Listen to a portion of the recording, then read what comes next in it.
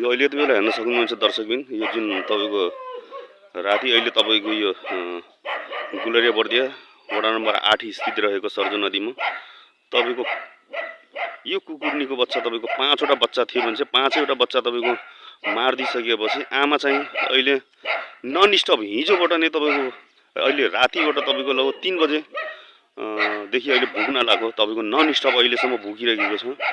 आफ्नो सन्तानप्रतिको माया एउटा आमालाई कस्तो हुँदो रहेछ भन्ने कुरा तपाईँले हेर्न सक्नुहुन्छ दर्शकबिन। बाघले एकदमै आतंक मचाएर एकदमले हदभन्दा हद एकदमै आतंक मचाएर एउटा आमाको पीडा तपाईँले हेर्न सक्नुहुन्छ दर्शकबिन कतिको छ। नन स्टप आँसु खसाल्दै रोइरहेको अवस्था छ दर्शकबिन।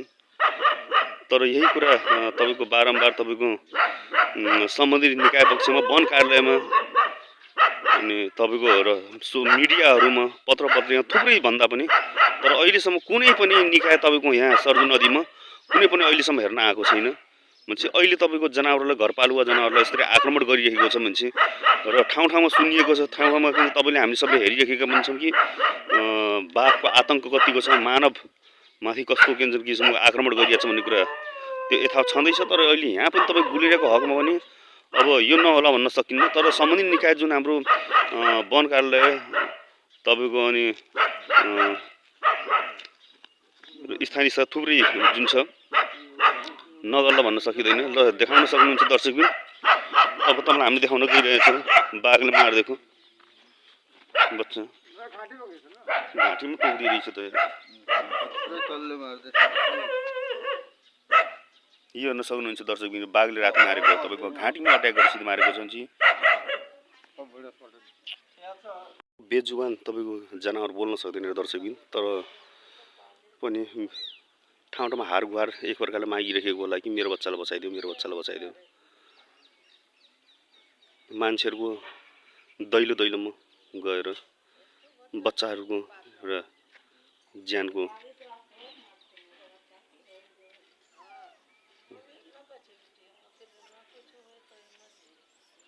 के हो काली के हो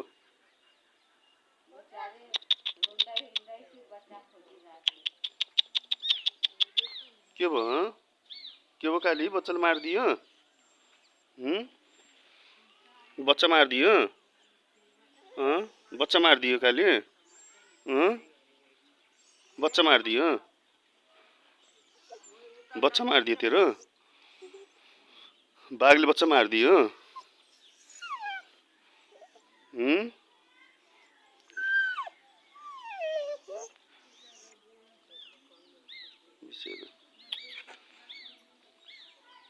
बच्चा मारिदियो तेरो,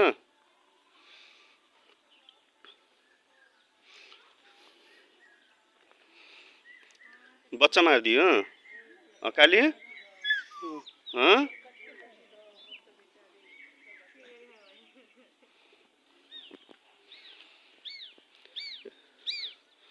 मान्छे भएको भइदिए पो बोल्न सक्थ्यो, कराउन सक्थ्यो, तपाईँको हार गुहार माग्न सक्थ्यो।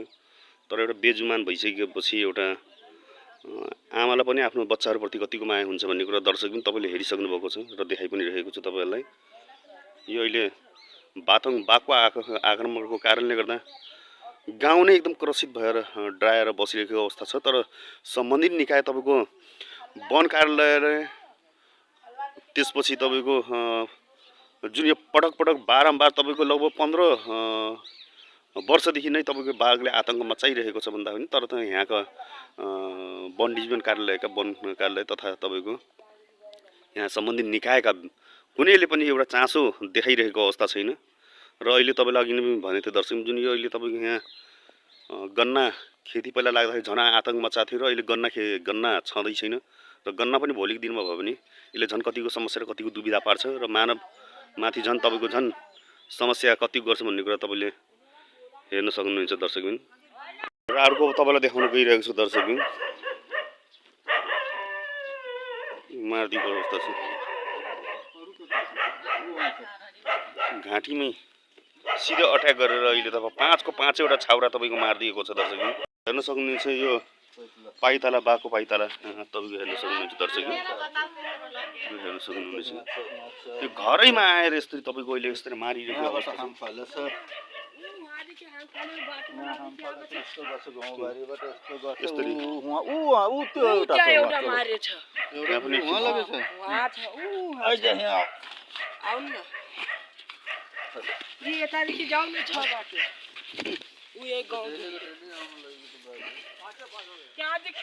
यो दैनिक जसो प्रायः जसो डेली बाघ आएर तपाईँको भन्छ हिजो अचम्मको एउटा घटना जुन 5 को 5 तपाईँको के भन्छ नि यहाँको कुकुरलाई तपाईँको जुन घरैभित्र आएर यस्तै तपाईँको मारेर लगन के भन्छ मारिदियो भनेपछि अब भोलिको दिनमा तपाईँको मानवमाथि पनि आक्रमण नगर्ला भन्न सकिँदैन। यही कुरा तपाईँको सम्बन्धित निकायलाई यहीबाट आएको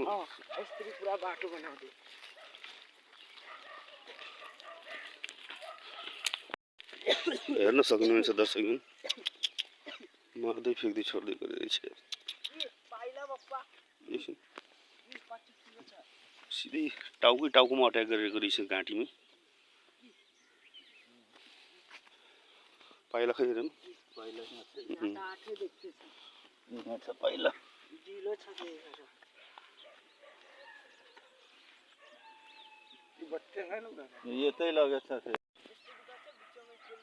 हेर्न सक्नुहुनेछ।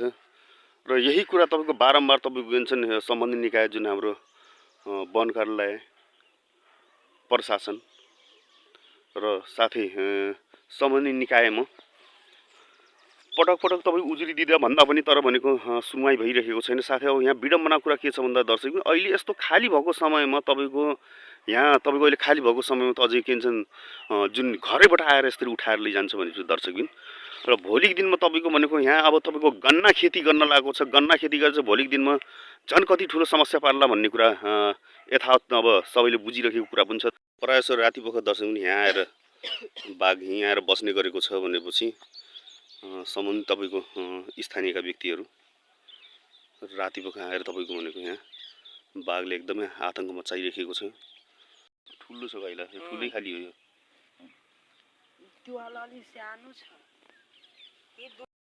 तपाईँको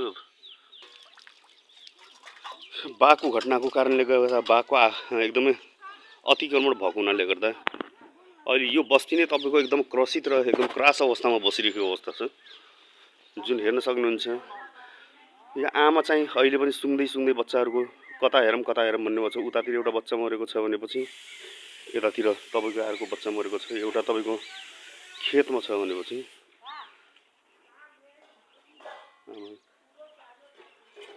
आमाको माया हेर्न सक्नुहुन्छ दर्शकबिन।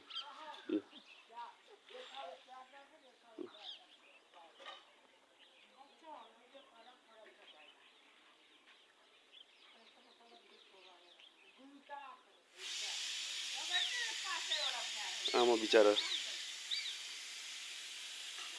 यता हेरौँ कि उता हेरौँ भन्ने भइसकेको छ बिचारा बच्चालाई। फेरि अर्को बच्चा थिम गछ।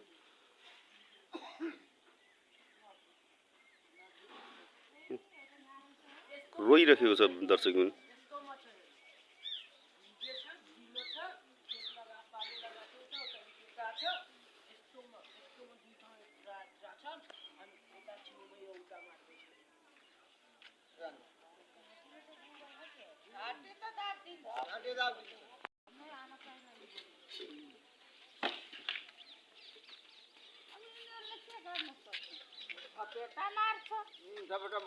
झपडा हानिदिन्छ बच्चा बिचारा।